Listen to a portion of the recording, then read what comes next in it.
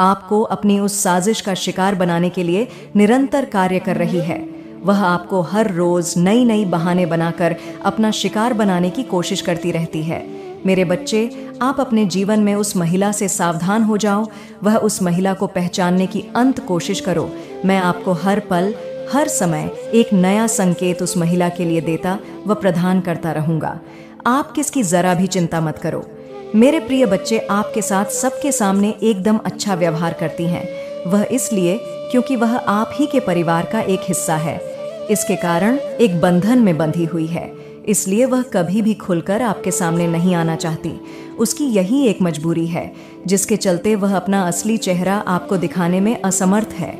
इसलिए वह चुप कर अपना रंग दिखा रही है और तुम्हारे ऊपर अपनी गलत दृष्टि डाल रही है।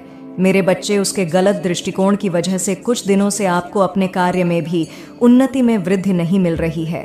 आप स्वयं यह आभास कर रहे हो कि जैसे आपका कार्य पूर्ण होने वाला होता है, परंतु अंत होते होते वह कार्य आपका असफल हो जाता है। आप यह स्वयं अनुभव कर रहे हो कि जैसे आपकी कार्य में कोई रुकावट पैदा हो गई हो। मेरे प्रिय बच्चे, लेकिन आपको इन सब बातों से ज्यादा घबराने की कोई आवश्यकता नहीं है, क्योंकि मैं हर पल, हर समय, हर घड़ी आपके साथ हूँ।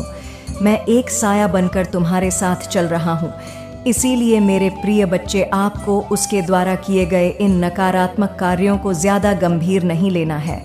तुम बस तरक्की की राह में अपना ध्यान केंद्रित करते रहो। उस महिला की पूर्ण रूप से चिंता तुम मुझ पर छोड़ दो कि वह आपके साथ क्या कुछ साजिश कर रही है या उसका अगला कदम आपकी तरक्की को लेकर क्या होगा। इन सब की चिंता करना आप याद दो।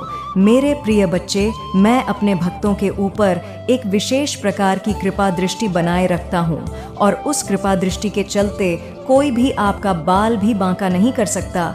आप मुझ में विश्वास रखो मेरे बच्चे। मैं आपको बता दूं, वह जो कोई भी महिला है, उसके नाम का पहला अक्षर से शुरू होता है। मेरे बच्चे, तुम उस महिला को पहचानो और उसे अपने जीवन में बहुत दूरियां बना लो, क्योंकि मैं नहीं चाहता कि वह आपके ऊपर कोई नकारात्मक कार्य करने में कामयाबी हासिल करे।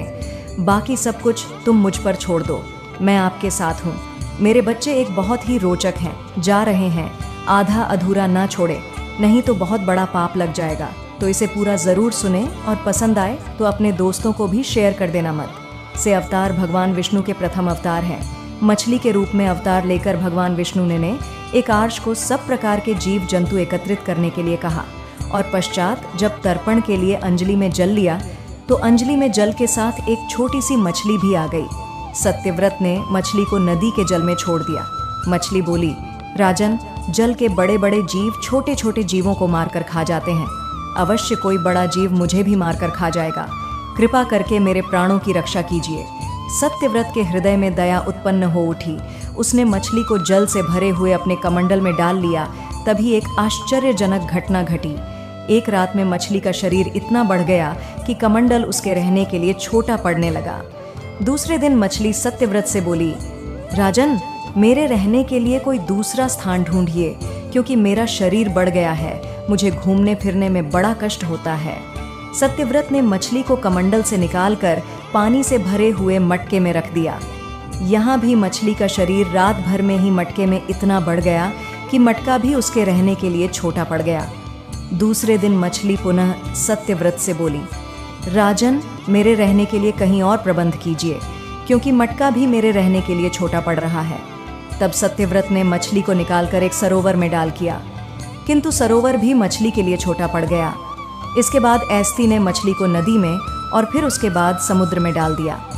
आश्चर्य, समुद्र में भी मछली का शरीर इतना अधिक बढ़ गया कि मछली के रहने के लिए वह छोटा पड़ गया।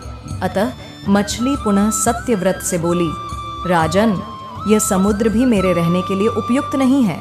मेरे रहने की व्यवस्था कहीं और कीजिए। अब सत्यव्रत विस्मित हो उठा। उसने आज तक ऐसी मछली कभी नहीं देखी थी। वह विस्मय भरे स्वर में बोला, मेरी बुद्धि को विस्मय के सागर में डुबो देने वाले आप कौन हैं? मत्स्य रूपधारी। श्री हरि ने उत्तर दिया, राजन है, ग्रीव नामक दैत्य ने वेदों को चुरा लिया है। जगत में चारों ओर अज्ञान और अधर्म का अंधकार फैला हुआ है। मैंने है ग्रीव को मारने के लिए ही मत्स्य का रूप धारण किया है। आज से 7वें दिन पृथ्वी प्रलय के चक्र में फिर जाएगी, समुद्र उमड़ उठेगा, भयानक वृष्टि होगी।